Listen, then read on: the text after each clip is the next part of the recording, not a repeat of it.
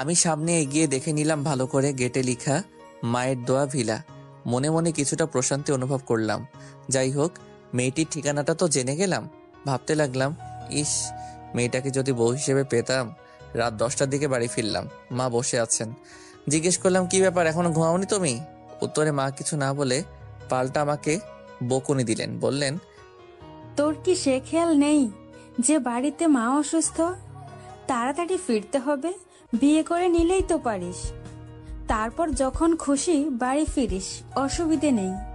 বিয়ে নিয়ে মা আমার উপর প্রচন্ড চটে আছেন। কারণ চাকরি করি 3 বছর হতে চলল। অথচ এর মধ্যে বাবা মারা যাবার পরে মায়ের অনেক অনুরোধ করা সত্ত্বেও আমি বিয়ের জন্য রাজি হইনি।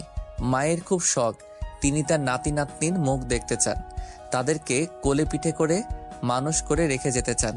কিন্তু সে কি বললেই আর হয়? আমার যে সেইভাবে কোনো মেয়েকেই মনে ধরেনি। এবার গিয়ে মায়ের কোলে বাধ্য ছেলের মতো শুয়ে পড়লাম। আমাকে এভাবে শুয়ে যেতে দেখে মা বলে উঠলেন, কি বাচ্চাদর, মতলবটা কি? মায়ের আঁচলের একটি অংশ আঙ্গুলের মাথায় পেঁচাতে পেঁচাতে আমি বললাম, মা, মা গো, ও মা, আজ না একটি মেয়েকে দেখে এলাম। এই বলে থেমে গেলাম আমি। আমার মাথায় হাত বুলাতে বুলাতে এবার মা বললেন, ভালো কথা। তা মেয়েটার বাড়ি কোথায় আর কি করে? আমি বললাম, সেটা তো জানি না, তবে মেয়েটির বাসা আমাদের নেত্রকোনা শহরেই। আমি তাকে একটি বাসায় ঢুকতে দেখেছি। এটাই হয়তো তাদের বাসা, এর বেশি কিছু জানি না। মা বললেন, আচ্ছা ঠিক আছে, আমি যাব কাল ওদের বাসায়। কখন নিয়ে যাবি? কিছুটা অবাক হলাম। বললাম, কালই যেতে হবে তোমার? পরে গেলে হয় না? এবার মা আমার কান টেনে ধরে বললেন, মেয়েটির যদি কোথাও বিয়ে দিয়ে দেয়, পরে কি হবে? আর এখনো যে মেয়েটির বিয়ে হয়নি বা বিয়ে ঠিক হয়নি, সেটাও তো আমরা জানি না, তাই না? মায়ের কথাগুলো শুনে আমি আর কিছুই বলতে পারলাম না। চুপচাপ উঠে ডাইনিং রুমের দিকে চলে গেলাম। মা বাইকের পেছনে বসে থাকতে পারেন না, তাই সিএনজি নিয়ে রওনা হলাম। মা ছেলে বসে বসে পাত্রী দেখার বিভিন্ন বিষয় নিয়ে আলোচনা করছি। মাকে শিখিয়ে দিচ্ছি কোন প্রসঙ্গে কোন কথাটি বলতে হবে। কিন্তু মা আমার উপদেশ গ্রহণ করতে নারাজ। তিনি তার মতো করে সবকিছু করতে চান। আমাদের বাড়ি থেকে জেলা শহর সিএনজি যোগে 1 ঘন্টার পথ। আমাকে চাকরির সুবাদে সপ্তাহের 5 দিনই নেত্রকোনা থেকে কেন্দুয়ায় যাতায়াত করতে হয়, আর তাই বাইক কেনা। প্রতিমধ্যে মায়ের কথায় 4 কেজি বালিশ মিষ্টি ও কিছু পান সুপারি কিনে সাথে নিয়ে নিলাম। খালি হাতে কি আর সম্বন্ধ দেখতে যাওয়া চলে? কিছুক্ষণ পরে গিয়ে মায়ের দোয়া বিলার সামনে সিএনজিতে থামলো। মাকে বললাম, মা, এটাই সেই বাসা। কাল এই বাসাতেই মেয়েটিকে ঢুকতে দেখেছিলাম। মা এবার হেসে বললেন, আল্লাহই ভালো জানেন, এই বাসাটা ওই মেয়েরই নাকি অন্য কারোর? আমি বললাম, অন্য কারোর বলতে কি বলতে চাইছো তুমি, মা? আরে গাধা, বাসাটি তো মেয়েটির কোনো আত্মীয়ের বাসাও হতে পারে, অথবা সে এখানে টিউশনি পড়ায়, এমনও তো হতে পারে, তাই না? আমার মাথায় এত কিছু আসেনি আগে। ভাবলাম মা তো ঠিকই ধরেছেন, তাই তো তেমন কিছু তো হতে পারে। গেট খোলাই আছে, কি করব বুঝতেছি না। সিএনজি রিজার্ভ করে এনেছি। ড্রাইভার আমাদের এসব দেখে জিজ্ঞেস করলো, না জানিয়ে কি এসেছেন নাকি? জি ভাই, হুট করে না জানিয়েই আসা। এখন কি করব বুঝতেছি না। ড্রাইভার আমার দিকে তাকিয়ে মুচকি হেসে বলল, দাঁড়ান আপনারা, আমি দেখছি কি করা যায়। বাসাটির বিপরীত পার্শ্বে একটি চায়ের দোকান রয়েছে। ড্রাইভার সেখানে গিয়ে দোকানদারের সাথে কথা বলে এলো। এসে বলতে লাগলো, আপনারা তো ভুল জায়গায় চলে এসেছেন। ভুল জায়গায় মানে? এই বাসার মালিকের উপযুক্ত কোনো মেয়ে নেই, ছোট দুটি বাচ্চা আছে, মানে কিন্ডার গার্ডেনে পড়ে এমন। বুঝতে পারলাম। মায়ের ধারণাই সঠিক প্রমাণিত হলো। মাও শুনলেন ড্রাইভারের কথা। এবার মা বললেন, তুই এখানে দাঁড়া, আমি ভেতরে গিয়ে কথা বলে আসছি। আমি আর কিছু বললাম না, জানি এই ভুলের জন্যই আমার উপর দিয়ে সুনামি বয়ে যাবে। মা ভেতরে গেলেন। বাইরে বসে অপেক্ষা করতে লাগলাম আমি। প্রায় 15 মিনিট পর মা ফিরে আসলেন। বললাম, কিছু জানতে পারলে?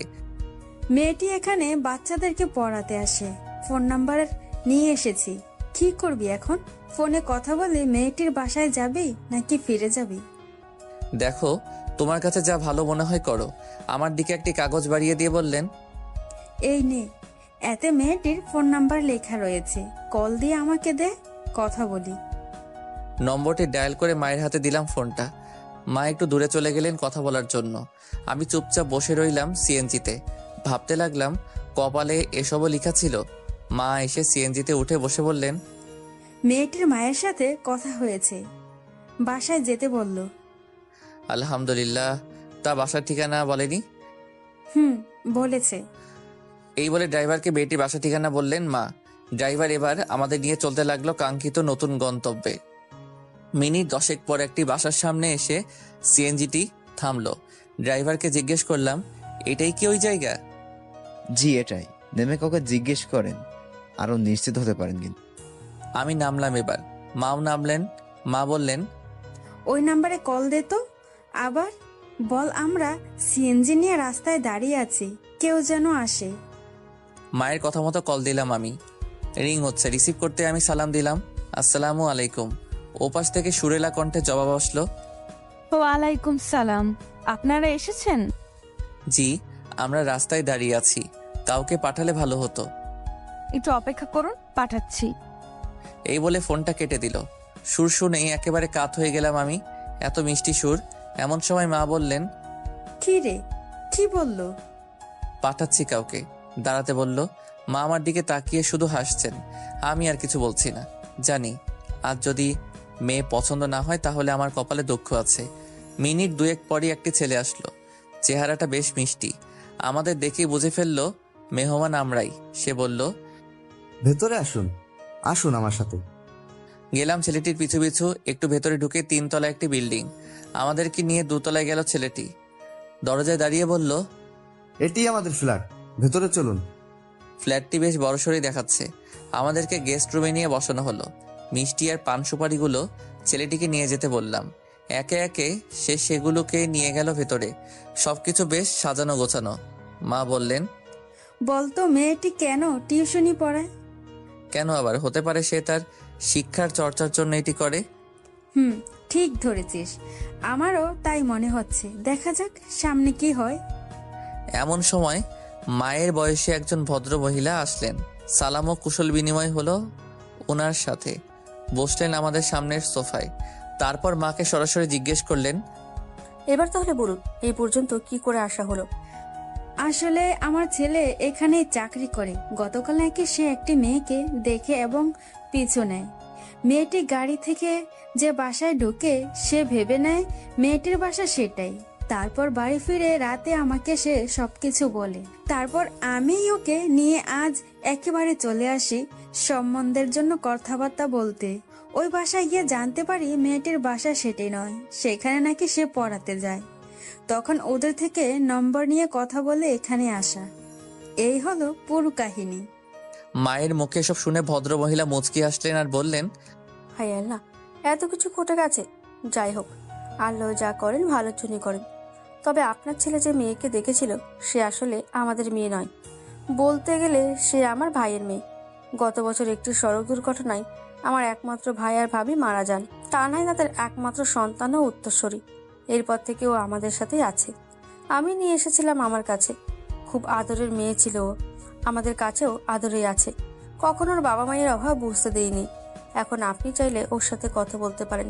আমি ওর ওপর কোনো কিছু চাপিয়ে দিতে পারবো না। যা হবে ওর ইচ্ছা মতোই হবে। মাকে উদ্দেশ্য করে শেষের কথাগুলো বললেন উনি। এবার মা বললেন, তাহলে আমি প্রথমে তার সাথে একান্তে কথা বলে নিই, তারপর না হয় আমরা সে বিষয়ে কথা শুনবো। মায়ের কথায় ভদ্রমহিলা সায় দিলেন। মাকে সাথে করে উনি চলে গেলেন অন্য রুমে। এদিকে আমার হার্টবিট বেড়েই চলেছে। কি হতে কি চলেছে আল্লাহ মালুম। মেয়েটির বিয়ের জন্য রাজি হবে তো? মেয়েটিকে মায়ের পছন্দ হবে তো? মেয়েটিকে যদি মায়ের খুব পছন্দ হয় আর মেয়েটি যদি বিয়ে করবে না বলে দেয় তখন কি হবে? এরকম রাজ্যের সকল ভাবনা এসে জড়ো হতে লাগলো আমার মাথায়। প্রতিটি মুহূর্তই আমার কাছে খুব দীর্ঘ মনে হচ্ছিল। কিন্তু মায়ের ফিরে আসা পর্যন্ত অপেক্ষা করা ছাড়া আর কিছুই করার ছিল না আমার। প্রায় মিনিট 15 বাদে মা ফিরে এলেন। মায়ের উপস্থিতি টের পেয়ে আমি সোফা ছেড়ে উঠে দাঁড়িয়ে গেলাম। মুখে কোনো কথা নেই আমার। যা জিজ্ঞেস করার মাকে চোখের ভাষায় জিজ্ঞেস করে নিয়েছি। মাও তার চাঁদ মুখের মুচকি হাসিতে উত্তর জানিয়ে দিলেন, ভাবিস না খোকা, মেয়েটা একদম মাশাআল্লাহ, খুব পছন্দ হয়েছে আমার। মায়ের হাসি দেখে আমার তো তাই মনে হলো। হ্যাঁ, আমার ধারণাই সঠিক। কাছে এসে চুপি চুপি মা আমাকে এবার সেটা বলেই নিশ্চিত করলেন। এবার কাপা কাপা স্বরে মাকে জিজ্ঞেস করলাম, সব কথাই কি সেরে ফেলেছ নাকি? মা সোফায় বসতে বসতে বললেন, না, মেয়েটি তোর সাথে কথা বলতে চায়। শুধু কি আমাদের তাকে পছন্দ করলে হবে? তারও তো একটা পছন্দের ব্যাপার আছে, মতামতের ব্যাপার আছে, তাই না? মাথা নেড়ে বললাম, তা তো অবশ্যই আছে। তো আমার সাথে মেয়েটি আবার কিসের কথা বলবে? মা তার চোখ দুটো বড় বড় করে দিয়ে আমার দিকে তাকিয়ে বললেন, বলদ কোথাকার! মেয়েটা তোর সাথে কি কথা বলতে চায় সেটা কি আমাকে বলেছে? নিশ্চয়ই মেয়েটা তোকে এটা সেটা জিজ্ঞেস করবে। অনেকটা ইন্টারভিউর মতোই ধরে নিতে পারিস। এতে তোকে পাশ করতেই হবে। এই মেয়েকেই আমি আমার ঘরের বউ হিসেবে চাই।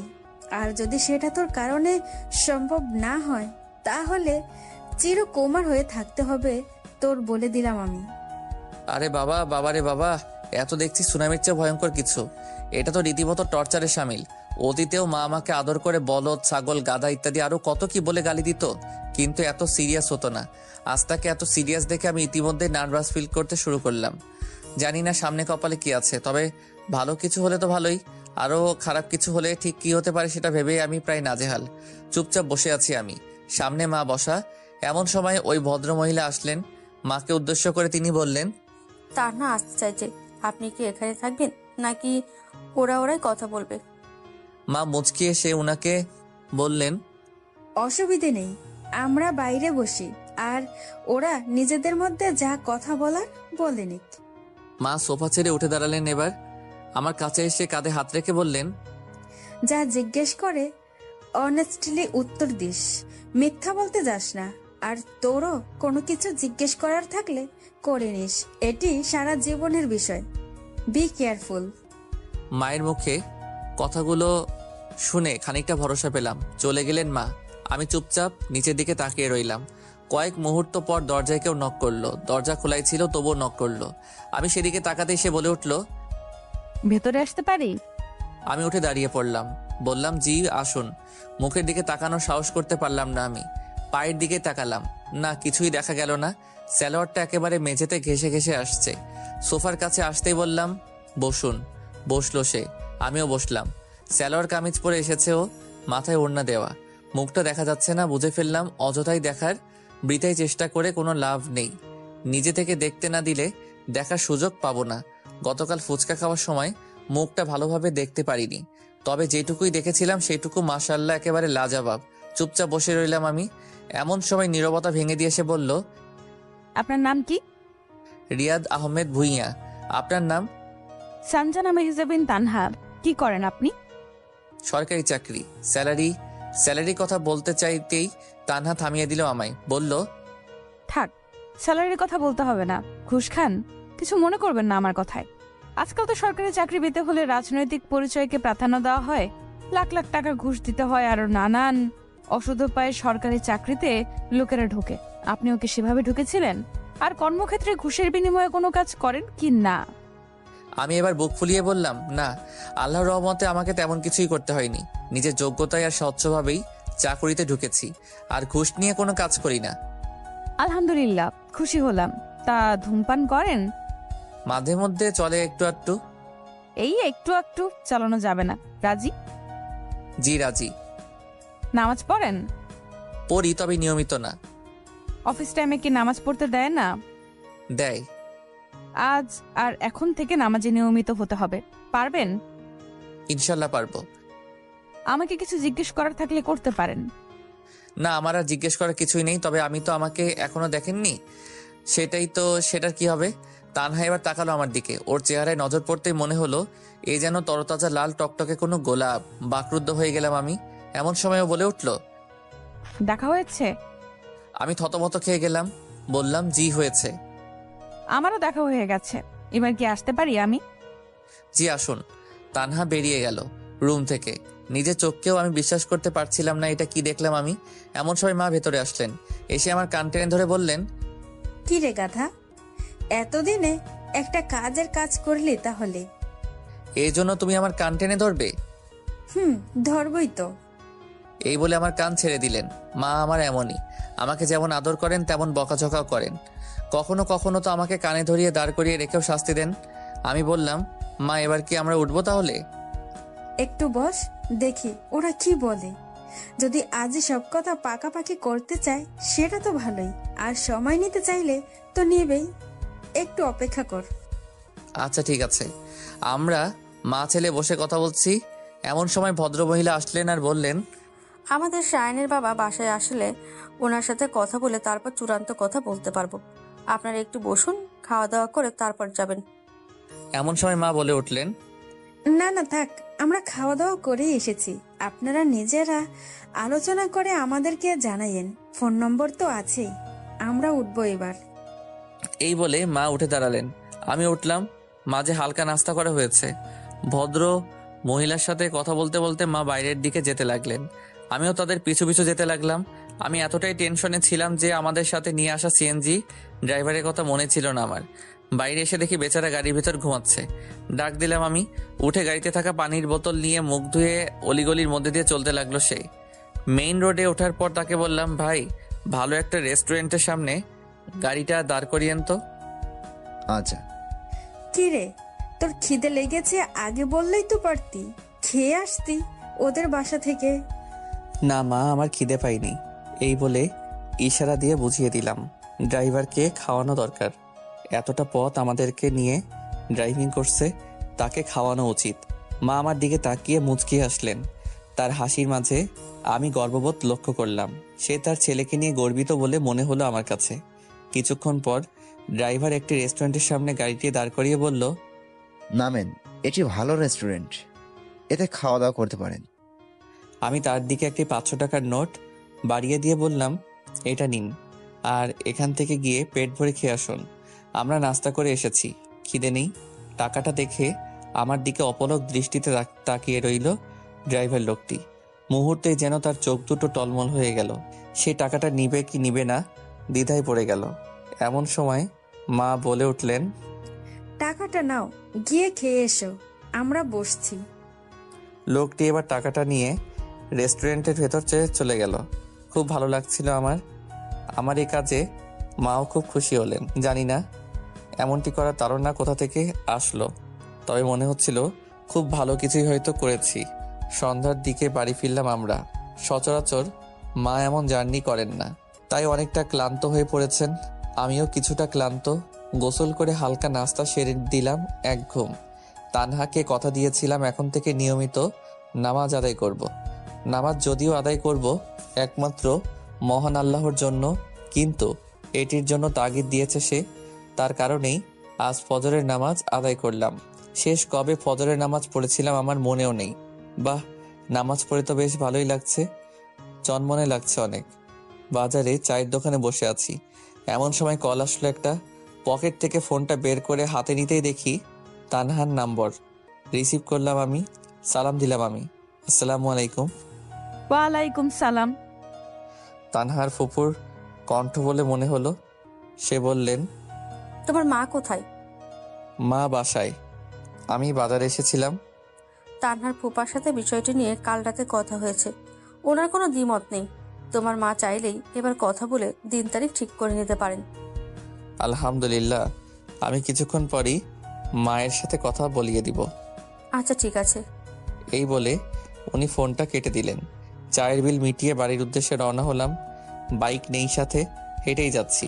আর ভাবছি কত স্বপ্ন দেখতাম, একদিন বিয়ে করব, আমারও একটা বউ হবে, একেবারে চাঁদের মতো বউ, যাকে এক নজর দেখলেই শুধু যে চোখ জুড়াবে তা নয়, সাথে মনও জুড়াবে। তাকে স্বপ্নের মতো করে সাজাবো, খুব খুব ভালোবাসবো তাকে। কারণে অকারণে সে আমার সাথে অভিমান করবে আর আমি তা ভাঙাবো, এমন হাজারো ভাবনায় বিভোর হয়ে বাড়ির পথে হাঁটতে লাগলাম আমি। মিনিট 5 পরে এসে বাড়ি পৌঁছালাম। মা বারান্দায় বসে আছেন। আমাকে দেখেই বললেন, কি রে, কোথায় ছিলি? আমি আরো ভাবছিলাম তোকে এখন কল দিব। এই তো বাজারে গিয়েছিলাম। এই বলে পকেট থেকে ফোনটা বের করে তানহার নম্বরে কল করে দিতে যাব, এমন সময় মা বলে উঠলেন, তোর মামা নাকি তোর জন্য একটা মেয়ে দেখেছে, কল দিয়েছিল একটু আগে। তোকে নাকি ছবিও পাঠিয়েছে, বললো দেখেছিস?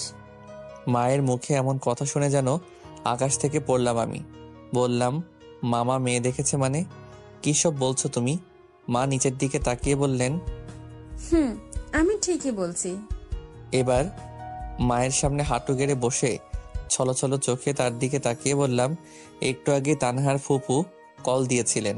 উনি বলেছেন তুমি চাইলেই এখন কথা বলে সব পাকাপাকি করে ফেলতে পারো। আর এখন কি না তুমি বলছো মামা আমার জন্য মেয়ে দেখেছে? এটা কি করে হয় মা?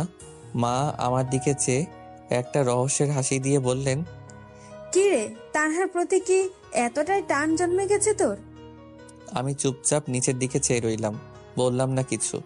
এবার মা বললেন, তোর মামা বলেছে ওই মেয়েটা নাকি অনেক সুন্দরী, তোকে নগদ 5 লক্ষ টাকা দিবে, আর জিনিসপত্র তো দিবেই। এত কিছু শুনে আমি মুখের উপর না করতে পারিনি। এবার তুই কি ঠিক করবি? কর। আমার মাথার রক্ত গরম হয়ে গেল। এবার মাকে বললাম, কি বললে এটা? মামা কি আমাকে নিয়ে ব্যবসা করতে চাইছে? 5 লক্ষ টাকা দিবে মানে? আমি কি যৌতুক নিয়ে বিয়ে করব? মা, তুমি কি করে মামার এসব কথার পরও চুপ করেছিলে? কিছু বলনি কেন মামাকে? দাঁড়াও, আমি কল দিয়ে জিজ্ঞেস করছি। এই বলে ফোনে মামার নম্বরটি বের করতে যাব, এমন সময় মা আমাকে আটকে দিয়ে বললেন, হয়েছে হয়েছে, কাজ হয়ে গেছে। এই নে ধর, কথা বল তানহার সাথে। মা আমার দিকে তাকিয়ে কথাগুলো বললেন, আর সাথে সেই রহস্যমাখা হাসি। আমি অবাক হলাম কিছুটা। বললাম, তানহার সাথে কথা বলবো বলতে মানে কি? তোর সাথে তানহার ফুফু কথা বলার পর তানহা কল দিয়েছিল আমায়। ও কাল আমার নম্বর রেখেছিল। আমি বসে বসে এতক্ষণ ওর সাথেই কথা বলছিলাম, এমন সময় তুই চলে আসলি, তাই তোকে একটু বাজিয়ে তানহাকে শুনিয়ে দিলাম তুই যে আমার সোনার টুকরো ছেলে। নে ধর, ও লাইনেই আছে, কথা বল। মা যে এতটাও ডেঞ্জারাস সেটা আমি আগে জানতাম না। বাবারে বাবা, মানতেই হবে তাকে। আমার গলায় একদম পানি ছিল না। মায়ের হাত থেকে ফোনটা নিয়ে ঘরের ভেতরে চলে এলাম। একেবারে নিজের রুমে এসে বিছানায় শুয়ে পড়লাম। আসসালামু আলাইকুম। ওয়ালাইকুম আসসালাম। কি করছেন এখন? এই তো শুয়ে আছি, আপনি? বসে আছি। নামাজ পড়েছিলেন? জি। Very good. নাস্তা করা হয়েছে? জি, চা নাস্তা করেছি। আমি আসলে ভাবতেও পারিনি যে হুট করে মা আপনার এত বড় একটা পরীক্ষা নেবেন। আসলে আমি জানতাম না এটা। উনি শুধু বলেছিলেন আমি যেন লাইনে থাকি, এইটুকুই। পরে তো আপনাদের মা ছেলের মধ্যে যা যা কথা হয়েছে আমি শুধু এপাশ থেকে ওপাশ শুনেছি। তবে আপনার পার্সোনালিটি সত্যি আমাকে মুগ্ধ করেছে। আমি এটা ভেবে খুবই খুশি যে খুব শীঘ্রই আমি আপনার গর্বিত অর্ধাঙ্গিনী হতে চলেছি, যদি আল্লাহ চান তো। ইনশাল্লাহ, দেখা যাক। তা এখনই কি মাকে কথা বলিয়ে দিব আপনার ফুপুর সাথে? দিতে পারেন। আচ্ছা, আমি ফুফুর কাছে ফোনটা নিয়ে যাচ্ছি, আপনি মায়ের কাছে যান। আচ্ছা ঠিক আছে। এবার মায়ের কাছে ফোনটা নিয়ে গিয়ে বললাম, এই নাও, তানহার ফুপুর সাথে কথা বলো। ওনার কাছে ফোন নিয়ে যাচ্ছে ও। মা আমার হাত থেকে ফোনটা নিয়ে কানের সাথে লাগিয়ে বসে রইলেন, অপেক্ষা করছেন ওপাশ থেকে রেসপন্সের। আমি আর মায়ের পাশে থাকলাম না, চলে গেলাম ওয়াশরুমের দিকে। মিনিট 15 পরে গোসল সেরে বেরোলাম আমি। সকালে গোসল করে অভ্যস্ত হয়ে গেছি। আমি বের হয়েছি তার টের পেয়ে মা দরজায় এসে নক করলেন। যদিও দরজাটা লক করা ছিল না, এটাই নিয়ম, কারণ বাইরে থেকে তো আর বোঝা সম্ভব হয় না যে ভেতরে থাকা মানুষটি ঠিক কোন অবস্থায় আছে। এজন্য আমাদের সকলেরই উচিত নিজের ঘরে হোক বা অন্যের ঘরে, কোথাও কারোর রুমে হুট করে অনুমতি না নিয়ে ঢুকে না পড়া। সালাম দেওয়া, কলিং বেল বাজানো, দরজায় নক করা, মোট কথা যখন যে পরিস্থিতিতে যেটা করতে হয় সেটা করা। আর পরপর 3 বার নক করার পরও কোনো সাড়া শব্দ না পেলে ফিরে যাওয়া। মা এবার দরজায় নক করে আমার অনুমতির অপেক্ষায় বাইরে দাঁড়িয়ে রইলেন। বললাম, এসো ভেতরে। মা এবার ঢুকলেন আমার রুমে, তার চেহারায় আনন্দের ছাপ স্পষ্ট। বললাম, কি ব্যাপার, হাসছো যে? আগামী শুক্রবার তারিখ ঠিক করেছি, এবার খুশি তো? আলহামদুলিল্লাহ, ভালো করবে না? আবার সেটা তুমি খুব ভালো করেছো। এখন কিভাবে কি হবে না হবে সেটা বলো শুনি। আজকে ফোনে সবাইকে জানিয়ে দিলেই হবে। আর কেনাকাটা যে করতে হয় সেটা তো তোকেই করতে হবে। আর তোর মামাকে কল দিচ্ছি এখন। তোর মামা আসলে সেই এখানে মেহমানদারির সব ব্যবস্থা করবে। তুই কি বলিস? দেখো তুমি যেভাবে যা ভালো মনে করো। আচ্ছা ঠিক আছে, আর শোন, তানহার থেকে জেনে নিস তো ওর ঠিক কি কি পছন্দ বা অপছন্দ, পরে জানাস আমাকে। তোমাদের বিয়ের সময় কিভাবে বিয়ের সকল আনুষ্ঠানিকতা করা হয়েছিল বলো তো মা? আমার মুখে এমন প্রশ্ন শুনে মা হাসতে লাগলেন আর বললেন, আর কি কিভাবে, তোর বাবা তো আমাকে একবার দেখেই একেবারে কাত হয়ে গিয়েছিল। 1 টাকাও যৌতুক আনেনি। আমাদের বিয়েতে দেনমোহর ঠিক করা হয়েছিল 50,000 টাকা, যা কিনা তৎকালীন সময়ের তুলনায় অনেক বেশি ছিল। তোর বাবা সেটা বিয়ে পড়ানোর সময়ই নগদে দিয়ে দেয়। সেই দিনগুলোর কথা কি কখনো ভোলা যায়? বাবার সাথে বরযাত্রী কতজন গিয়েছিল? গিয়েছিল 15-20 জনের মতো। অনেকেই নাকি যেতে চেয়েছিল, কিন্তু তোর বাবাই নাকি তাদেরকে সাথে নেননি। তিনি বলেছিলেন, তোমাদের সবাইকে বৌভাতের দিন আমার বাড়িতে আমি মেহমানদারি করব। বরযাত্রায় এত মানুষ গিয়ে তাদের উপর জুলুম করার কোনো প্রয়োজন নেই। বাহ, চমৎকার। এখন কেমন হয় বাবার সবকিছু যদি তার সন্তান অনুসরণ করে? মা একগাল হেসে বললেন, যা খুশি করিস, এবার খাবি, আয়। কথাগুলো বলে মা বেরিয়ে গেলেন আমার রুম থেকে। আমারও বেশ চনমনে লাগছে। বিয়ে করব বলে একটা ভাব চলে এসেছে মনে। দেখতে দেখতে 1 সপ্তাহ কেটে গেল। রাত পোহালে বিয়েকে ঘিরে তেমন কোনো ঝামেলা নেই, এত চোখ ধাঁধানো কোনো আয়োজন। একেবারে সবকিছুই সাদামাটা ভাবে করা হচ্ছে। আত্মীয় স্বজনের অনেকেই ইতিমধ্যে আমাদের বাড়িতে চলে এসেছেন। মাই সবাইকে আসতে বলেছেন। গোটা বাড়ি এতদিন পর আত্মীয় স্বজনদের পদচারণায় মুখরিত হয়ে উঠল। শেষ বাবা যখন মারা গিয়েছিলেন সেদিন সবাই এসেছিল, আর আজ আসলো। আমাদের মানুষের জীবনচক্র আসলে কতই না অদ্ভুত। আমরা মোট 20 জন যাব বলে তাদেরকে জানিয়ে দিলাম, তাই 3টি গাড়ি ঠিক করা হলো। এগুলো মামাই দেখেছেন। আমি ওই গায়ে হলুদের নামে অন্যের হাতে গোসল করিনি, হলুদ মাখিনি, করতেও দেইনি কোনো রং মাখামাখি। সবকিছু একদম সিম্পলই হচ্ছে। অবশ্য এই নিয়ে আমার সামনে আপত্তি তোলার সাহস কেউ এসে দেখায়নি। আশা করছি আর কেউ দেখাবেও না, কারণ ওরা আমায় খুব ভালো করে চেনে। সবকিছুই প্রস্তুত। ঘরে আগত আত্মীয় মেয়ে লোকেরা তাদের সাজসজ্জার বিষয়ে বলেই নিয়ে ব্যস্ত। এটা তারা করতেই পারে। ঘড়ির কাঁটা তখন রাত 11টায় পৌঁছে গেছে। ছাদে নিরিবিলি একা বসে আছি আমি। ভাবলাম তানহাকে একটা কল দিলে কেমন হয়। পরক্ষণে আবার ভাবলাম না, কল দিব না, একটা টেক্সট পাঠানো যাক। কিন্তু কি লিখবো মনে মনে নিজে বললাম, কিরে রিয়াদ, কাল যে মেয়েটি তোর বউ হতে চলেছে তাকে তুই কল দিতে আর মেসেজ পাঠাতে এত ভাবছিস?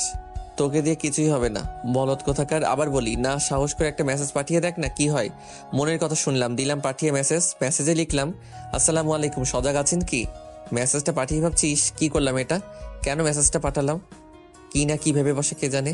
যদি ভাবে দেখো কাল বিয়ে আর আজ এত রাতে মেসেজ পাঠিয়েছে, যেন তার আর তর সইছে না। আবার নিজেকে নিজে বললাম, কুল রিয়াদ কুল, এত ভয় পেলে চলবে বল? মেসেজ পাঠিয়েছিস, বেশ করেছিস, এবং এবার ওয়েট কর, দেখ কোনো রিপ্লাই আসে কিনা। অপেক্ষা করতে লাগলাম আমি। মিনিট 10 পার হয়ে গেল, কোনো রিপ্লাই এলো না। ভাবলাম হয়তো ঘুমিয়ে পড়েছে ও। হতাশ হলাম কিছুটা, কিন্তু কিছুই করার ছিল না আমার। এভাবে আরো বেশ কিছু সময় কেটে গেল। ঠিক করলাম ঘুমাতে যাব, এমন সময় টুংটাং শব্দ করে উঠলো ফোনটা। আতকে উঠলাম আমি। হাতে ফোনের স্ক্রিনের দিকে তাকিয়ে দেখি তানহা মেসেজ পাঠিয়েছে। ওয়ালাইকুম আসসালাম। বান্ধবীরা এসেছেন, ওদের সাথে ছিলাম এতক্ষণ। কি করেন আপনি? এই তো ছাদে বসে আছি। খেয়েছেন রাতে? জি খেয়েছি, আপনি? জি খেয়েছি। এত রাতে ছাদে বসে কি তারা গুনছেন নাকি? একা একা কি আর তারা গণনা করা যায় বলুন? কেউ থাকলে না একটা কথা ছিল। আচ্ছা, তা তারা গুনে দিলে কি দিবে শুনি? এখনই বলতে পারছি না, কেউ তারা গুনে দিক আগে, পরে দেখা যাবে। অনেক রাত হয়েছে, যান ঘুমান গিয়ে। আচ্ছা ঠিক আছে, আপনিও। আচ্ছা, আল্লাহ হাফেজ। আল্লাহ হাফেজ। অবশেষে এলো সেই কাঙ্ক্ষিত দিনটি। প্রতিটি মানুষের জীবনেই এই দিনটি একটি বিশেষ দিন। বিয়ে, হ্যাঁ বিয়ের দিন। আমাদের খেয়াল হলো জুম্মার নামাজে পড়বো নেত্রকোনার বড় মসজিদে গিয়ে। সে অনুযায়ী বেলা 12টার দিকে রওনা হলাম। আমাদের বাড়ি থেকে গাড়ি দিয়ে কেন্দুয়া বাজারে আসতে 1 মিনিটও লাগে না। বাজারে প্রবেশ করবো অমনি ড্রাইভার হার্ড ব্রেক চেপে ধরলো। থমকে উঠলাম সবাই। ব্যাপার কি দেখি হিজড়া সম্প্রদায়ের একদল লোক এসে সবগুলো গাড়িকে ঘেরাও করে ফেলেছে। ছন্দের তালে তালে কি জানি কি সমস্যাটা বলছে সবাই, আর হাততালি দিচ্ছে। সাথে থাকা ছোট ভাই আতিককে বললাম, আতিক দেখ তো নেমে ওরা কি চাই। আতিক নেমে গিয়ে ওদের সাথে কথা বলে এসে বলল, ভাই, ওরা 10,000 টাকা দাবি করেছে, না দিলে নাকি গাড়িগুলোকে যেতে দিবে না। এখন কি করব? এবার আমি জানালার কাছ নামিয়ে বললাম, তোমাদের মধ্যে লিডার কে? আমার কথা শুনে একজন হিজড়া এগিয়ে এসে বলল, কেন রে, তুই কি আমাদের লিডারকে বিয়ে করবি নাকি? এই বলে ওরা সবাই হেসে উঠলো এবং নিজেদের ভঙ্গিমায় হাততালি দেওয়ার মাধ্যমে উল্লাস করতে লাগলো। এদিকে আমাদেরও দেরি হয়ে যাচ্ছে। আমি এবার আবারও বললাম, তোমাদের লিডারকে আসতে বলো, আমি তার হাতে টাকা দিব। এবার ওদের লিডার এলো। আমি তার হাতে 5,000 টাকা ধরিয়ে দিয়ে বললাম, না ওইটা রাখো, আর আগামী পরশুর আমার সাথে দেখা করো। জানি না কেন ওরা আমার সাথে আর কোনো বাজে আচরণ করেনি। এরপর ওরা আমাদের রাস্তা থেকে সরে দাঁড়ায়। আমাদের বহনকারী গাড়িগুলো আবার ছুটে আসতে চলতে শুরু করে আপন গন্তব্যের পথে। হিজড়ারা যখন আমাদের বরযাত্রার গাড়িগুলোকে ঘেরাও করে ফেলেছিল, তখন আশেপাশে আরো প্রায় অর্ধশত লোক জড়ো হয়ে গিয়েছিল। তারা সবাই দাঁড়িয়ে দাঁড়িয়ে মজা দেখছিল। আমাদের দেশে এই চিত্রটা খুবই পরিচিত। যদি কোথাও আগুন লাগে তবু বহু লোক সেটা দাঁড়িয়ে দাঁড়িয়ে উপভোগ করে, ছবি তুলে ভিডিও ধারণ করে। কাউকে দিনে দুপুরে পিটিয়ে কুপিয়ে মেরে ফেলতে থাকলেও লোকজন দাঁড়িয়ে থেকে সেই একই কাজ করে। এই সংস্কৃতি পরিবর্তন দরকার। তখন হিজড়াদের প্রতি আমার মোটেও কোনো বিরক্তি আসেনি কোনো ঘৃণা। যেটুকু বিরক্তি আর ঘৃণা জন্মেছিল, মনে তার পুরোটাই ছিল আশেপাশে জড়ো হয়ে মজা দেখতে থাকা মানুষগুলোর প্রতি। বরং আমার কাছে প্রকৃতার্থে ওদেরকেই হিজড়া বলে মনে হয়েছিল। আমি একদম চুপচাপ বসে আছি। এমন সময় আতিক বলে উঠল, ভাই, মানুষ হিজড়া হয় কেন? এর কি কোনো বৈজ্ঞানিক ব্যাখ্যা আছে? আমি ওর দিকে তাকাতেই ও বলে উঠল, আমরা জানি এখন তোমার মুড অফ, তবু বলো না, যদি তেমন কোনো ব্যাখ্যা থাকে। কথা বলতে বলতে গেলে দেখবে মন ভালো হয়ে যাবে। ওকে আমি খুব ভালো করে চিনি। যেভাবেই হোক ও আমার থেকে ঠিক কথা বের করে নিবে। আমি এবার বলতে লাগলাম, মানুষ কেন হিজড়া হয় এর বৈজ্ঞানিক ব্যাখ্যা রয়েছে। মানুষ হিজড়া হওয়ার বৈজ্ঞানিক ব্যাখ্যা হলো XX প্যাটার্ন ক্রোমোজোমে কন্যা শিশু আর XY প্যাটার্ন ক্রোমোজোমে সৃষ্টি হয় ছেলে শিশু। অর্থাৎ X এর সঙ্গে X এর মিলনে মেয়ে এবং X এর সঙ্গে Y এর মিলনে ছেলে সন্তান জন্ম নেয় এবং নারীরা XX ও ছেলেরা XY ক্রোমোজোম ধারণ করে। ভ্রূণের পূর্ণতার স্তরগুলোতে ক্রোমোজোম প্যাটার্নের প্রভাবে ছেলে শিশুর মধ্যে অন্ডকোষ আর কন্যা শিশুর মধ্যে ডিম্বকোষ জন্ম নেয়। অন্ডকোষ থেকে নিঃসৃত হয় পুরুষ হরমোন অ্যান্ড্রোজেন এবং ডিম্বকোষ থেকে নিঃসৃত হয় অ্যাস্ট্রোজেন। এক্ষেত্রে ভ্রূণের বিকাশকালে নিষিক্তকরণ ও বিভাজনের ফলে বেশ কিছু অস্বাভাবিক প্যাটার্নের সৃষ্টি হয়, যেমন XXY অথবা XYY। এর ফলে বিভিন্ন গঠনের হিজড়া শিশুর জন্ম হয়। একটা ব্যাপার হলো, একটি হিজড়া শিশুকে পরিণত বয়সে যাওয়ার আগে যদি যথাযথ মেডিকেল ট্রিটমেন্ট করা হয় তাহলে বেশিরভাগ ক্ষেত্রেই তাকে সুস্থ করা সম্ভব। কিন্তু যখন বোঝা যায় সে সাধারণ আর 10 জনের থেকে আলাদা, তখন আসলে অনেক দেরি হয়ে যায়। একইভাবে কোনো পুরুষ বা নারীও হিজড়া হতে পারেন। আতিক আমার মুখে কথাগুলো শুনে একেবারে অবাক হয়ে গেল। এবার আরও কৌতূহলী হয়ে বলল, আর ইসলাম কি বলে এটা সম্বন্ধে? আর ইসলামের দৃষ্টিতে এর ব্যাখ্যা পাওয়া যায়। হযরত ইবনে আব্বাস রাদিয়াল্লাহু তাআলা আনহু বলেন, হিজড়ারা জিনদের সন্তান। কোনো এক ব্যক্তি আব্বাস রাদিয়াল্লাহু তাআলা আনহুকে প্রশ্ন করেছিলেন, এটা কেমন হতে পারে? জবাবে তিনি বলেছিলেন যে মানুষ যেন তার স্ত্রীর মাসিক স্রাব চলাকালে যৌন সঙ্গম না করে। সুতরাং কোনো মহিলার সঙ্গে তার ঋতুস্রাব হলে শয়তান তার আগে থেকে এবং সেই শয়তান দ্বারা ওই মহিলা গর্ভবতী হয় ও হিজড়া সন্তান প্রসব করে। মানুষ ও জিনের যৌথ মিলনজাত সন্তানকে ইসলামে বলা হয় খুন্নাস। প্রমাণসূত্র সূরা বানী ইসরাইলের আর রহমান 54, ইবনে আবি হাতিম হাকিম তিরমিজি। আসলে কি জানিস আতিক, কেউ তার নিজের দোষে হিজড়া হয় না। হিজড়া হওয়ার পেছনে তার নিজের কোনো হাত থাকে না। বর্তমানে বিশ্বের বহু দেশেই হিজড়াতের স্বীকৃতি রয়েছে। বাংলাদেশ সহ বিশ্বের বিভিন্ন দেশে তৃতীয় লিঙ্গের বা হিজড়াদের অবস্থান ধীরে ধীরে আরও দৃঢ় হচ্ছে। বাংলাদেশ তাদেরকে তৃতীয় লিঙ্গ হিসেবে স্বীকৃতি দেয় 2014 সালে। অস্ট্রেলিয়া ও নিউজিল্যান্ড 2011-12 সালে তৃতীয় লিঙ্গের জন্য নতুন নীতিমালা প্রণয়ন করেছে। ইউরোপীয় দেশগুলোর মধ্যে জার্মানি সর্বপ্রথম হিজড়া জনগোষ্ঠীকে অনির্ধারিত লিঙ্গ হিসেবে জন্মসনদ নিবন্ধনের মাধ্যমে স্বীকৃতি দেয়। ভারত 2014 সালের এপ্রিলে তৃতীয় লিঙ্গকে স্বীকৃতি দেয় এবং পাকিস্তান সরকারও 2009 সালে হিজড়াদের জন্য জাতীয় পরিচয়পত্র প্রণয়ন করে। যদিও মালদ্বীপ সহ আরও 54টি দেশ জাতিসংঘ কর্তৃক ঘোষিত লিঙ্গ পরিচিতির বিরোধিতা করে আসছে। আতিক আমার কথাগুলো শুনে একটা দীর্ঘশ্বাস নিয়ে বলল, ভাই, বুঝলাম। আমাদের গাড়ি যদি ওরা না আটকাতো তাহলে এতগুলো কথা হয়তো ওকে আমার বলতে হতো না। বলে অবশ্য ভালোই হয়েছে। ওর মনে হিজড়াদের সম্বন্ধে সঠিক ধারণাটা এসেছে। হিজড়াদের জীবনমানের উন্নয়নের জন্য বাংলাদেশ সরকার বিভিন্ন পদক্ষেপ নিলেও তাতে ওদের যে ইনকাম হয় তার চেয়ে বরং রাস্তাঘাটে ভিক্ষাবৃত্তির নামে চাঁদাবাজি করে ওরা তার চেয়েও হাজারো গুণ বেশি টাকা ইনকাম করে ফেলে। তাই ওরা এসব বন্ধ করতে চায় না। কাজেই জনসাধারণের ভোগান্তি নিরসনে বিষয়টিকে নিয়ে আরও গুরুত্বের সাথে সংশ্লিষ্টদের কাজ করা দরকার বলে আমি মনে করি। এবার আতিকও চুপ, আমিও চুপ। গাড়ি সামনের দিকে এগিয়ে চলছে আর আমি ভাবছি আল্লাহর দুনিয়ায় কত রকমের মানুষের বসবাস। এই হিজড়াদের উগ্র আচরণে আর কাজকর্মে গ্রামে শহরে কত শত মানুষ অতিষ্ঠ। অথচ আমাদের দম্পতিরা চাইলেই সচেতনতার মাধ্যমে হিজড়া সন্তান জন্ম ঠেকানোর চেষ্টা করতে পারে। নেত্রকোনা শহরে জুম্মার নামাজের আগে আগে গিয়ে পৌঁছালাম আমরা। নামাজ পড়ে রওনা হলাম তানহার ফুপুর বাসার উদ্দেশ্যে। সম্পূর্ণ ঘরোয়া পরিবেশে বিয়ের আয়োজন করা হয়েছে। আমি বলেছিলাম যেন এসব গেট বাঁধার ঝামেলায় না যান তারা। কথা শুনেছেন আমার? অনেক সময় দেখা যায় গেট পাশের টাকা নিয়ে কথা কাটাকাটিতে দ্বন্দ্বে জড়িয়ে হতাহতের ঘটনা ঘটে। এমনকি তার জেরে বিয়ে পর্যন্ত ভেঙে যায়। আমাদের আগমনের খবর পেয়ে তারা এসে সাদরে গ্রহণ করে নেয় আমাদের। বাসার ভেতরে সকলের আপ্যায়নের সব ধরনের ব্যবস্থা করা হয়। যথাসময়ে কাজী সাহেব এলেন। 2,50,000 টাকা দেনমোহর ধার্য করে বিয়ে সম্পূর্ণ করা হয় আমাদের। এতে তানহারও মত ছিল, কারণ দেনমোহর কত হবে না হবে এটা নিয়ে পাত্রী চাইলেই ডিমান্ড করার অধিকার রাখে, কেননা এর উপর কেবলমাত্র তারই হক বা অধিকার রয়েছে। অবশেষে সন্ধ্যা নামার আগেই আমরা রওনা হলাম বাড়ির উদ্দেশ্যে। নিজের বাবা মাকে হারানোর পর ফুপা ফুপুর কাছেই ছিল তানহা। তাদের মায়ার বাঁধন ছেড়ে চলে আসতে বড্ড কষ্ট হয়েছে ওর।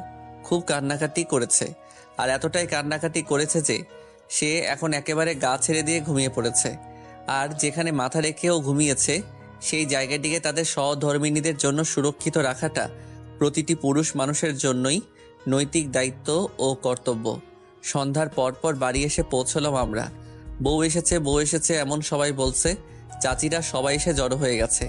সবাই যে শুধুমাত্র বউ দেখতে এসেছে বিষয়টি আসলে ঠিক তা নয়। অনেকে নানান খুঁত বের করতেও এসেছে। দেখতে এসেছে বউয়ের সাথে জিনিসপত্র কি কি দিল বা না দিল, বউয়ের গায়ে গহনা কি পরিমাণ, সেগুলি বা আসল খাঁটি সোনার নাকি নকল।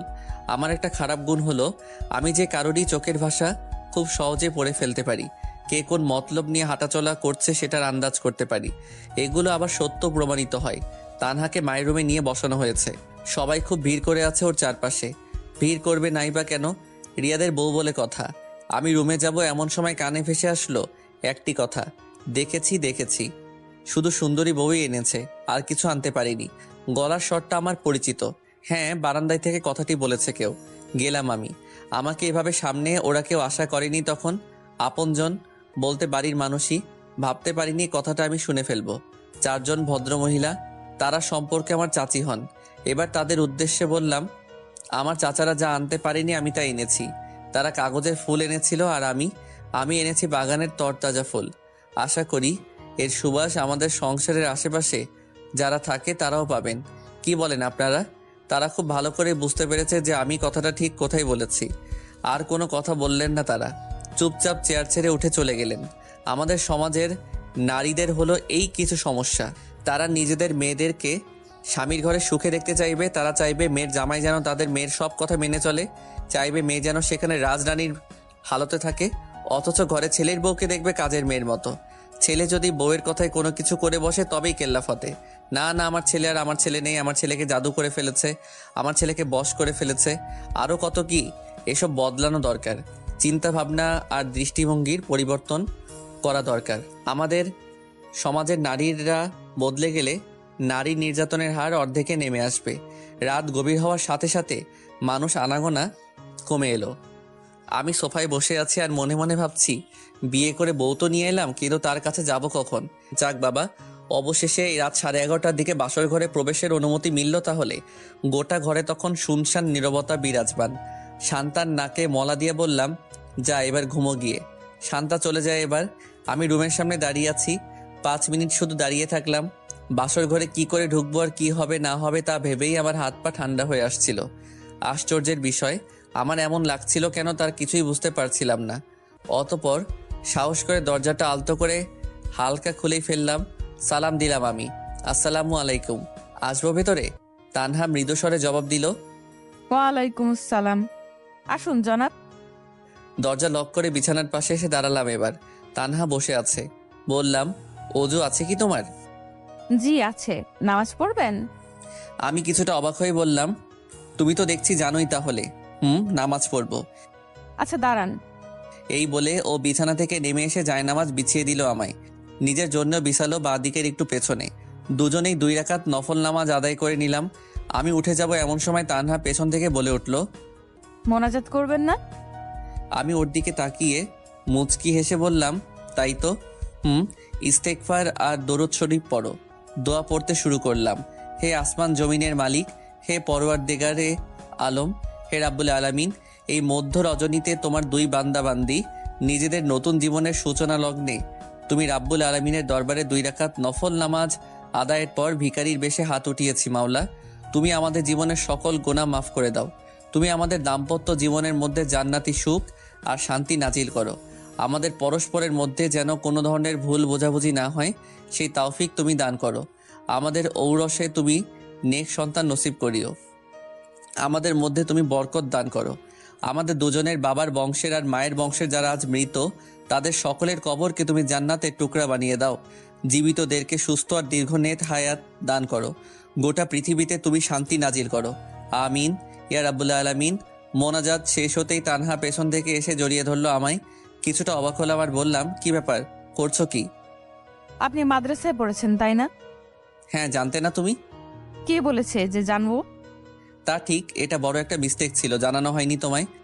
তো মাদ্রাসায় কতখানি পড়েছিলেন? আমি এবার উঠে দাঁড়িয়ে জায়নামাজগুলো রাখতে রাখতে ওকে বললাম, এই তো হিফজ পড়েছিলাম, পরে দাখিল দিয়ে কলেজে ভর্তি হয়ে যাই। তার মানে তুমি... তোমার স্বামী হাফেজ, তবে সে তোমার কাছে একজন দায়িত্বশীল এবং ভালো স্বামী হতে চায়, আর এটাই এখন তার মূল লক্ষ্য। এবার তানহাকে বিছানায় বসিয়ে ওর দেনমোহরের বাকি টাকাটা এনে ওর হাতে তুলে দিলাম, কেননা বিয়ে পড়ানোর সময় সেখানে 1 লক্ষ টাকা নগদ দিয়েছিলাম। টাকাগুলো দেখে তানহা বলল, শুনেছি দেনমোহরের টাকা না দিলে নাকি পাপ হয়। শুধু পাপ কি বলছো, এটা একটা অনেক বড় অন্যায়। এছাড়া দেনমোহরের টাকা পরিশোধ ব্যতীত স্ত্রীকে স্পর্শ না করতে পর্যন্ত বলা হয়েছে। বাদ দাও এসব। টাকাগুলো একসাথে বা যেভাবে সুবিধা হয় তুমি রেখে দাও। এর মালিক আজ থেকে তুমি। যেভাবে আর যে খাতে যখন খুশি আমার পারমিশন ছাড়াই খরচ করতে পারবে। এর উপর আমার কোনো হক বা অধিকার নেই।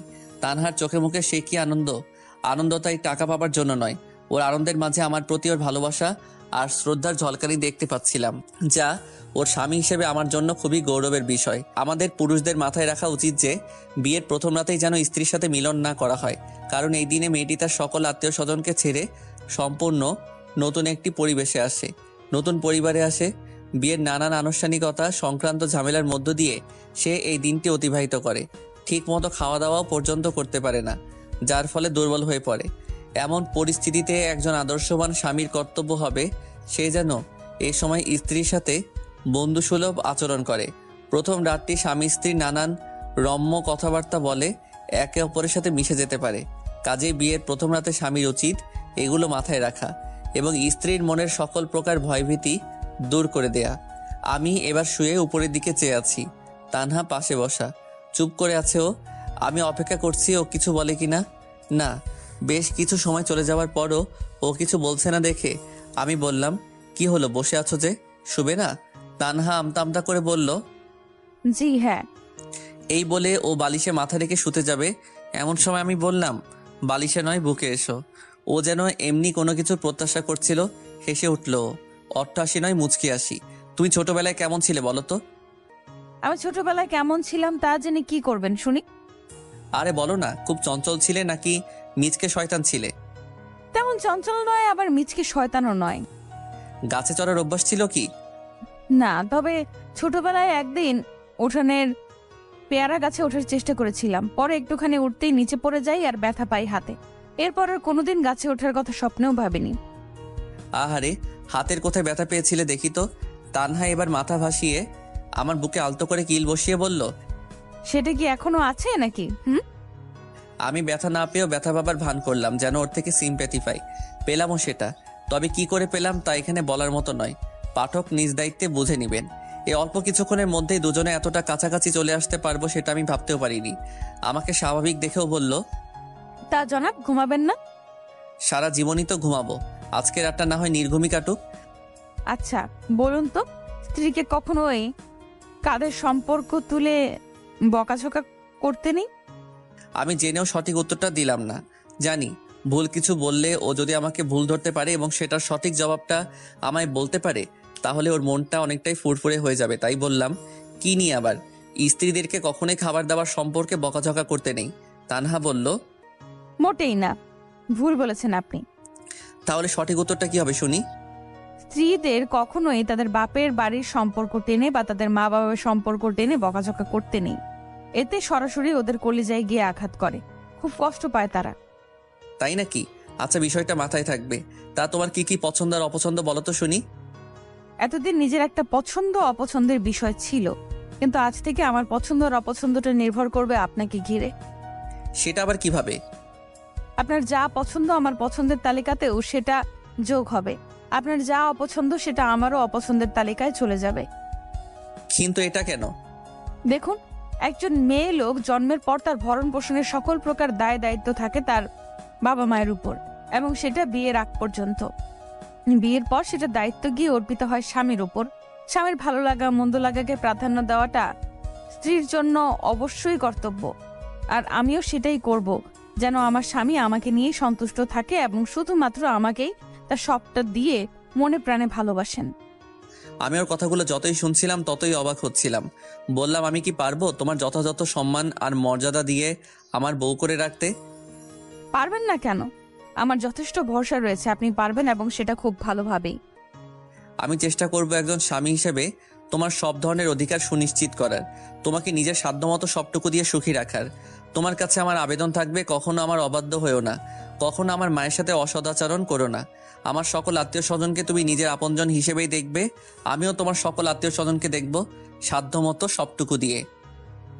দেখব, আপনি যা যা বলবেন আমি তাই তাই করব, কখনো অবাধ্য হব না। আমি এবার ওকে আমাদের বাড়ির মহিলাদের সম্বন্ধে পুরো ধারণা দিয়ে দিলাম। কোন মহিলা কেমন, কার সাথে কিভাবে কথা বলতে হবে, কাকে কি বললে বেশি খুশি হবে, কাকে ভুলেও কখনো কোন কথাটি বলা যাবে না, কিভাবে চললে আমাদের বাড়ির মানুষ তাকে একজন আদর্শ মানুষ হিসেবে সম্মানের চোখে দেখবে এবং মূল্যায়ন করবে, তার 16 কলা ওকে বলে দিলাম আমি। আর এইভাবে কিছু খুনসুটি, কিছু হাসি, কিছু রোমান্টিকতা আর কিছু বর্ণনাতীত মুহূর্তের মধ্য দিয়ে রাত পার করে দিলাম দুজনে। সকালে আমি একটু ঘুমিয়ে পড়েছিলাম, কেউ মাথায় হাত বুলিয়ে দিচ্ছে টের পেয়ে চোখ মেললাম আমি। ঝাপসা চোখে তানহার মুখের হাসিটা দেখতে পেয়ে মন জুড়িয়ে গেল। বললাম, কখন উঠলে? নামাজের পর ঘুমাওনি? পরে ঘুমিয়ে নেব, কাজ করছিলাম একটু। চা এনেছি, পান করে নিন। এই বলে ও চায়ের কাপটি এগিয়ে দিল আমার দিকে। এক চুমুক চা মুখে দিয়ে চিনি কম হওয়ার ছুতোয় ওকে কাছে টেনে নিলাম আমি, জড়িয়ে ধরে পান করে নিলাম অমৃত সুধা। হাই বন্ধুরা, গল্পটা কেমন লাগলো অবশ্যই কমেন্ট করে জানাবেন। আর যারা এখনো চ্যানেলটিকে সাবস্ক্রাইব করেনি তারা অবশ্যই প্রেমের তাজমহল চ্যানেলটি সাবস্ক্রাইব করে রাখুন।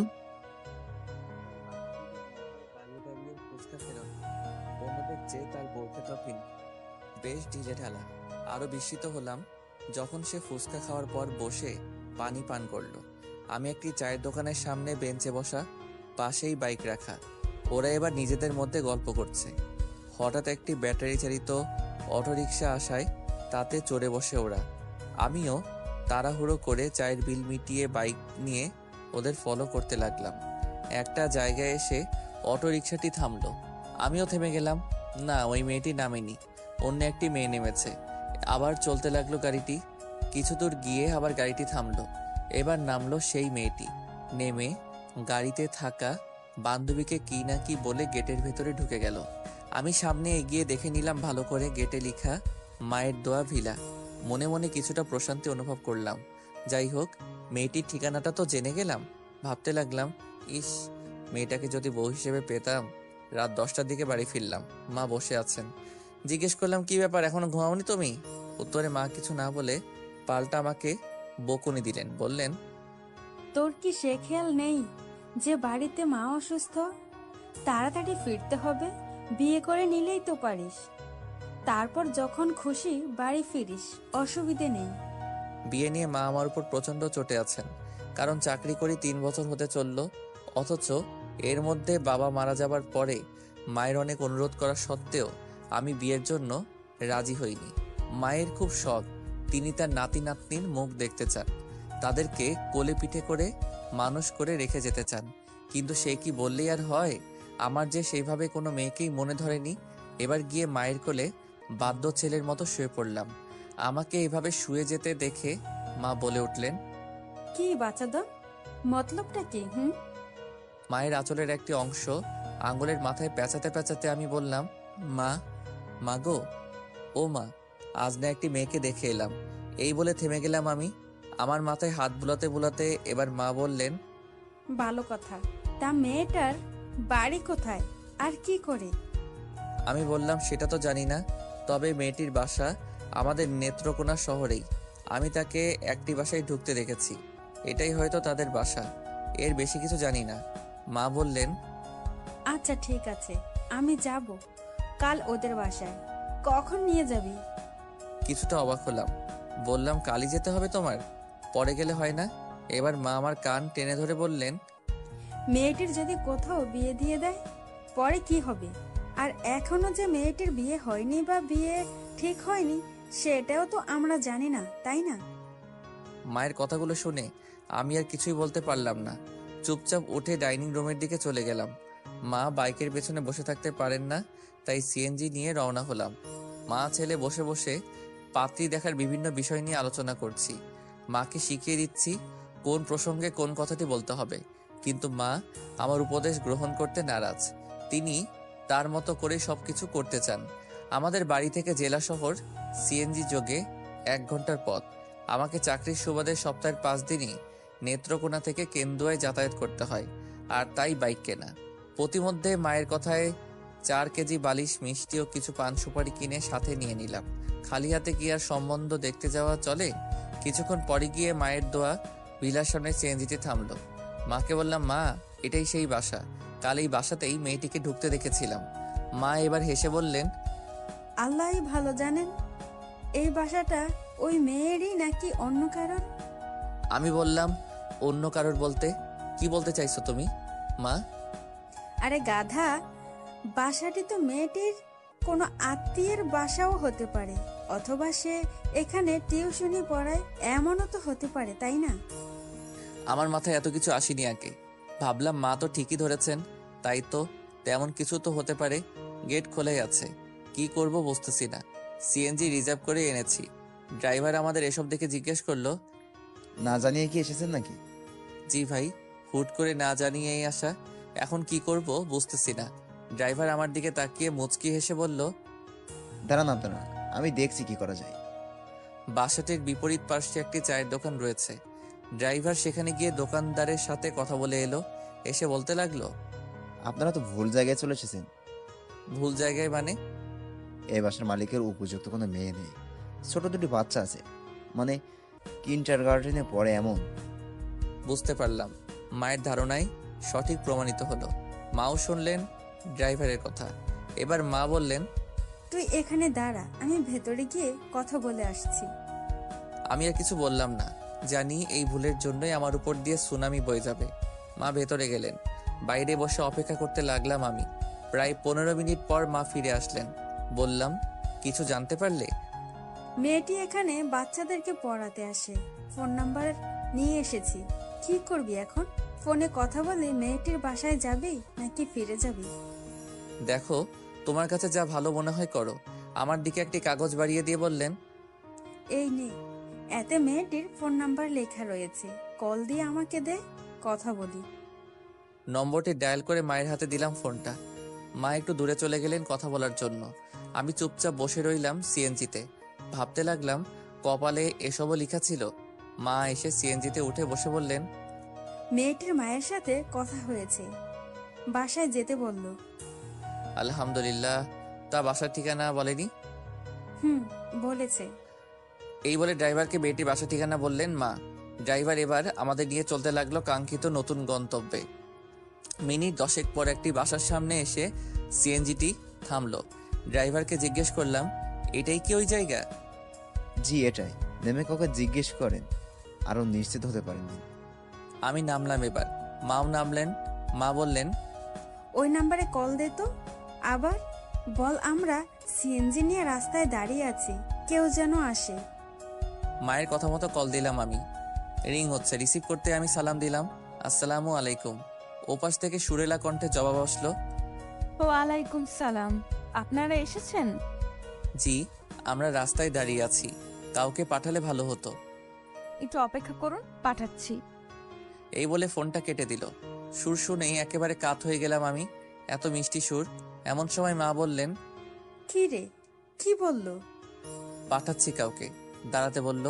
মা আমার দিকে তাকিয়ে শুধু হাসছেন। আমি আর কিছু বলছি না। জানি আজ যদি মেয়ে পছন্দ না হয় তাহলে আমার কপালে দুঃখ আছে। মিনিট দুয়েক পরই একটি ছেলে আসলো। চেহারাটা বেশ মিষ্টি, আমাদের দেখেই বুঝে ফেললো মেহমান আমরাই। সে বলল, ভেতরে আসুন, আসুন আমার সাথে। গেলাম ছেলেটির পিছু পিছু। একটু ভেতরে ঢুকে 3 তলা একটি বিল্ডিং, আমাদেরকে নিয়ে 2 তলায় গেল ছেলেটি। দরজায় দাঁড়িয়ে বলল, এটি আমাদের ফ্ল্যাট, ভেতরে চলুন। ফ্ল্যাটটি বেশ বড়সড়ই দেখাচ্ছে। আমাদেরকে গেস্ট রুমে নিয়ে বসানো হলো। মিষ্টি আর পান সুপারিগুলো ছেলেটিকে নিয়ে যেতে বললাম। একে একে সে সেগুলোকে নিয়ে গেল ভেতরে। সবকিছু বেশ সাজানো গোছানো। মা বললেন, বলতো মেয়েটি কেন টিউশনি পড়ায়? কেন আবার, হতে পারে সে তার শিক্ষার চর্চার জন্য এটি করে। হুম, ঠিক ধরেছিস, আমারও তাই মনে হচ্ছে। দেখা যাক সামনে কি হয়। এমন সময় মায়ের বয়সী একজন ভদ্র মহিলা আসলেন। সালাম ও কুশল বিনিময় হলো ওনার সাথে। বসলেন আমাদের সামনের সোফায়। তারপর মাকে সরাসরি জিজ্ঞেস করলেন, এবার তাহলে বলুন, এই পর্যন্ত কি করে আসা হলো? আসলে আমার ছেলে এখানে চাকরি করে। গতকাল নাকি সে একটি মেয়েকে দেখে এবং পিছু নেয়। মেয়েটি গাড়ি থেকে যে বাসায় ঢুকে সে ভেবে নেয় মেয়েটির বাসা সেটাই। তারপর বাড়ি ফিরে রাতে আমাকে সে সবকিছু বলে। তারপর আমি ওকে নিয়ে আজ একেবারে চলে আসি সম্বন্ধের জন্য কথাবার্তা বলতে। ওই বাসায় গিয়ে জানতে পারি মেয়েটির বাসা সেটাই নয়, সেখানে নাকি সে পড়াতে যায়। তখন ওদের থেকে নম্বর নিয়ে কথা বলে এখানে আসা। এই হলো পুরো কাহিনী। মায়ের মুখে সব শুনে ভদ্র মহিলা মুচকি আসলেন আর বললেন, হায় আল্লাহ, এত কিছু ঘটে গেছে। যাই হোক, আল্লাহ যা করেন ভালোর জন্য করেন। তবে আপনার ছেলে যে মেয়েকে দেখেছিল সে আসলে আমাদের মেয়ে নয়, বলতে গেলে সে আমার ভাইয়ের মেয়ে। গত বছর একটি সড়ক দুর্ঘটনায় আমার একমাত্র ভাই আর ভাবি মারা যান। তা নয় তাদের একমাত্র সন্তান ও উত্তরসূরি। এরপর থেকে ও আমাদের সাথেই আছে। আমি নিয়ে এসেছিলাম আমার কাছে। খুব আদরের মেয়ে ছিল ও, আমাদের কাছেও আদরেই আছে। কখনো ওর বাবা মায়ের অভাব বুঝতে দিইনি। এখন আপনি চাইলে ওর সাথে কথা বলতে পারেন। আমি ওর ওপর কোনো কিছু চাপিয়ে দিতে পারবো না। যা হবে ওর ইচ্ছা মতোই হবে। মাকে উদ্দেশ্য করে শেষের কথাগুলো বললেন উনি। এবার মা বললেন, তাহলে আমি প্রথমে তার সাথে একান্তে কথা বলে নিই, তারপর না হয় আমরা সে বিষয়ে কথা শুনবো। মায়ের কথায় ভদ্রমহিলা সায় দিলেন। মাকে সাথে করে উনি চলে গেলেন অন্য রুমে। এদিকে আমার হার্টবিট বেড়েই চলেছে। কি হতে কি চলেছে আল্লাহ মালুম। মেয়েটির বিয়ের জন্য রাজি হবে তো? মেয়েটিকে মায়ের পছন্দ হবে তো? মেয়েটিকে যদি মায়ের খুব পছন্দ হয় আর মেয়েটি যদি বিয়ে করবে না বলে দেয় তখন কি হবে? এরকম রাজ্যের সকল ভাবনা এসে জড়ো হতে লাগলো আমার মাথায়। প্রতিটি মুহূর্তই আমার কাছে খুব দীর্ঘ মনে হচ্ছিল। কিন্তু মায়ের ফিরে আসা পর্যন্ত অপেক্ষা করা ছাড়া আর কিছুই করার ছিল না আমার। প্রায় মিনিট 15 বাদে মা ফিরে এলেন। মায়ের উপস্থিতি টের পেয়ে আমি সোফা ছেড়ে উঠে দাঁড়িয়ে গেলাম। মুখে কোনো কথা নেই আমার। যা জিজ্ঞেস করার মাকে চোখের ভাষায় জিজ্ঞেস করে নিয়েছি। মাও তার চাঁদ মুখের মুচকি হাসিতে উত্তর জানিয়ে দিলেন। ভাবিস না খোকা, মেয়েটা একদম মাশাআল্লাহ, খুব পছন্দ হয়েছে আমার। মায়ের হাসি দেখে আমার তো তাই মনে হলো। হ্যাঁ, আমার ধারণাই সঠিক। কাছে এসে চুপি চুপি